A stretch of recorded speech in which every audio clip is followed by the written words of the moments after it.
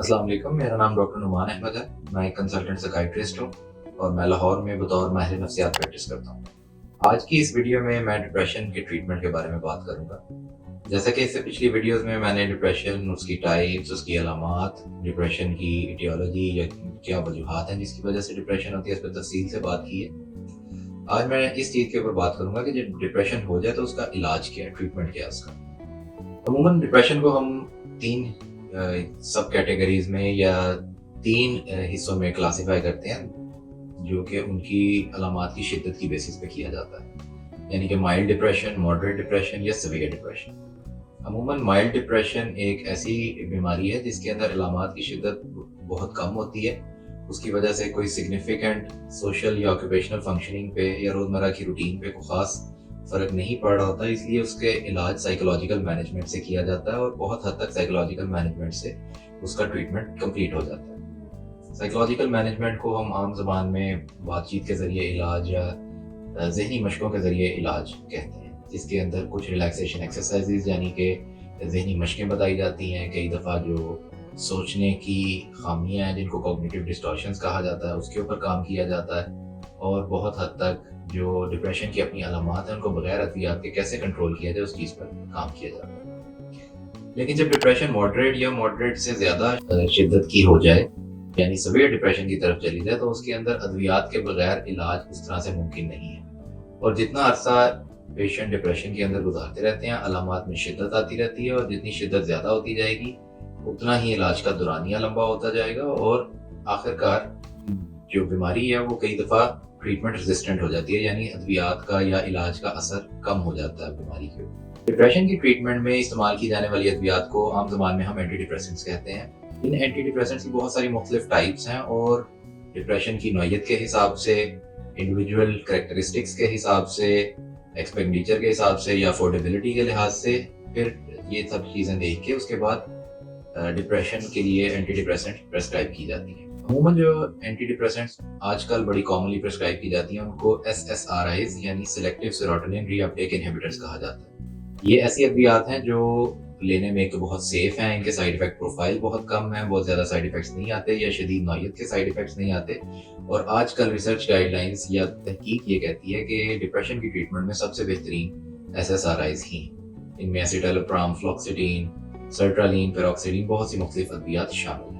SSRIs की इजाद से पहले जो अद्वियात इस्तेमाल की जाती थी उनको हम ट्राइसाइक्लिक एंटी डिप्रेसेंट्स कहते थे, जो कि बड़ी इकोनॉमिकल, जिनका फ़ायदा ये था कि वो बहुत ही इकोनॉमिकल ड्रग्स हैं, लेकिन उनके साथ क्योंकि कुछ ऐसे साइड इफ़ेक्ट्स एसोसिएटेड थे जो ज़रा ज़्यादा शदीद नौयत के थे, इसलिए उनकी जगह अब SSRIs को प्रेफर किया जाता है। तीसरे नंबर के ऊपर जो अद्वियात इस्तेमाल की जाती हैं उनको SNRIs कहा जाता है, यानी serotonin and norepinephrine reuptake inhibitors.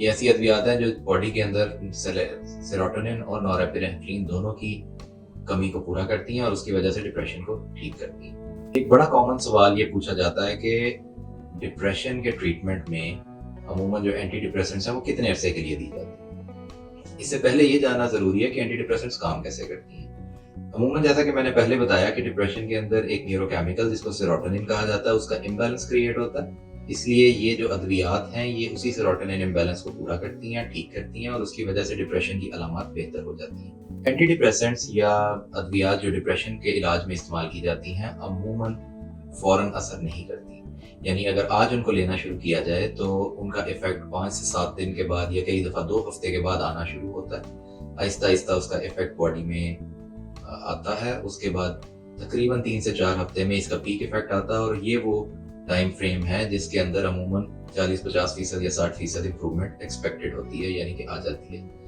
यहाँ पर यह बताना ज़रूरी है कि कई दफ़ा इससे ज़्यादा टाइम भी लग सकता है और कई दफ़ा ये दौरानिया कम भी हो सकता है। अब बात की जाए कि अमूमन डिप्रेशन का इलाज कितनी देर तक चलता है, तो ये रिसर्च से साबित हुई है बात कि अमूमन जो पहली एपिसोड आती है डिप्रेशन की, पहली दफ़ा अगर किसी को डिप्रेशन हो तो उसके अंदर कहा जाता है कि पूरी तरह ठीक होने के बाद 6 से 8 माह तक ये इलाज जारी रखा जाता है, जिसको मेंटेनेंस ट्रीटमेंट कहते हैं। और उसके बाद आहिस्ता आहिस्ता इन दवाइयों को कम कर दिया जाता है और उसके बाद अगर तबीयत ठीक रहे तो बंद कर दिया जाता है। लेकिन उन लोगों के अंदर जिनके अंदर एक या एक से ज़्यादा दफ़ा डिप्रेशन की एपिसोड आ चुकी है या जो हाई रिस्क ग्रुप हैं जिस तरह लॉयर्स हैं, डॉक्टर्स हैं, स्टूडेंट्स हैं, जिनके अंदर रोज़मर्रा रूटीन के स्ट्रेसफुल इवेंट्स आने के चांसेस ज़्यादा होते हैं, या बीमारी के साथ उनकी रोज़मर्रा रूटीन मुतासिर होने का ख़तरा ज़्यादा होता है, उनकी जॉब या बच्चे अगर स्टूडेंट्स हैं उनकी एकेडमिक परफॉर्मेंस ख़राब होने का ख़तरा होता है, उनके अंदर ये इलाज अमूमन 12 से 18 माह तक चलता है।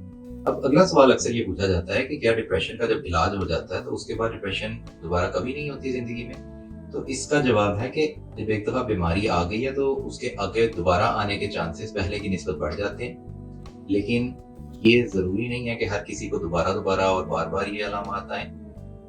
कुछ चीज़ों का अगर ख्याल रखा जाए, जिस तरह के अपनी रूटीन की मैनेजमेंट है, नींद की डिस्टर्बेंस ना हो, स्ट्रेस को अच्छी तरह से मैनेज किया जाए, रूटीन्स को अच्छी तरह से मैनेज किया जाए, और जो ट्रेजेडीज़ हैं या जिस तरह सदमा है या शॉक है उसको बेहतर मैनेज कर लिया जाए, तो उसमें डिप्रेशन के आने के चांसेस कम हो जाते हैं। अमूमन किन सूरत हाल के अंदर डिप्रेशन या कोई भी नफ्सियाती अमराज जो हैं वो बढ़ जाते हैं?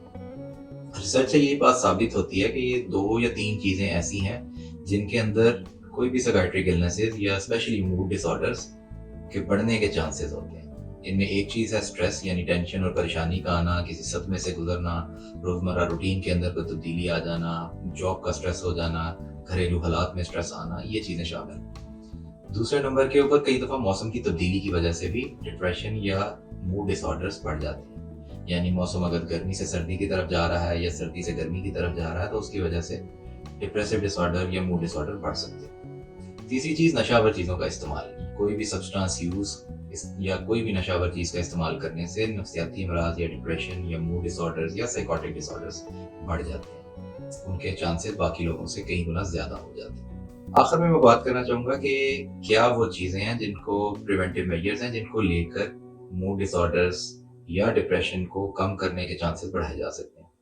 अब इनको हम अपनी ज़बान में प्रोग्नोस्टिक फैक्टर्स कहते हैं। अब उनमें से जो अच्छे प्रोग्नोस्टिक फैक्टर्स हैं वो ये हैं कि एक पेशेंट का एक स्टेबल सोशल एनवायरनमेंट हो, जैसे घर है, रिलेटिव्स हैं, सोशली वो एक ऐसे तबके से बिलोंग करते हो कि जहाँ पर उनका जो सोशल स्टेटस है वो स्टेबल हो, उनके पास कोई जॉब हो, वो रोज़मर्रा रूटीन के कामों में अपना हिस्सा डाल रहे हों, रिलेटिव्स हों जो उनको सपोर्ट करते हों, घर वाले हों जो उनको बीमारी में भी उसी तरह सपोर्ट करें जिस तरह के बीमारी के बगैर या तंदुरुस्ती की हालत में किया जाता है। दूसरे नंबर के ऊपर वो लोग जो फैमिली वाले होते हैं, जिनकी शादीशुदा होते हैं, उनके अंदर देखा गया कि उनके अंदर चांसेस ज़्यादा होते हैं इम्प्रूवमेंट के। तीसरे नंबर पर नशावर चीज़ों का इस्तेमाल ना किया जाए। ये कोई भी ऐसी चीज़ें जो स्टिमुलेंट्स हैं, चाहे कॉफ़ी, एनर्जी ड्रिंक्स हैं या कोई और हार्ड सब्सटेंसेस हैं जिस तरह चर्स या शराब या कोई और हार्ड ड्रग्स जिनमें ओपियोइड्स या आइस वगैरह शामिल हैं।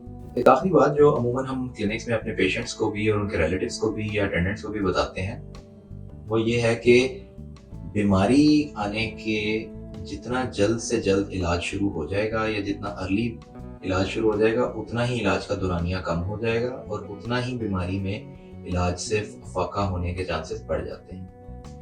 बीमारी की शिद्दत और दौरानिया जितना ज़्यादा होगा उतना ही इलाज मुश्किल होता जाएगा और उतना ही बीमारी के अंदर रेजिस्टेंस पैदा होना या दवाइयों को रिस्पॉन्ड करना उसके चांसेस कम होते जाएंगे।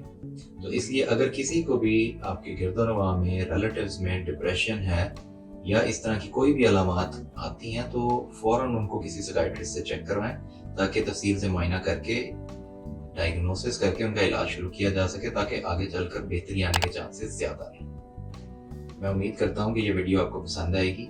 अगली दफ़ा एक नए टॉपिक के साथ आपके सामने दोबारा पेश होऊंगा। तब तक के लिए अल्लाह हाफिज़।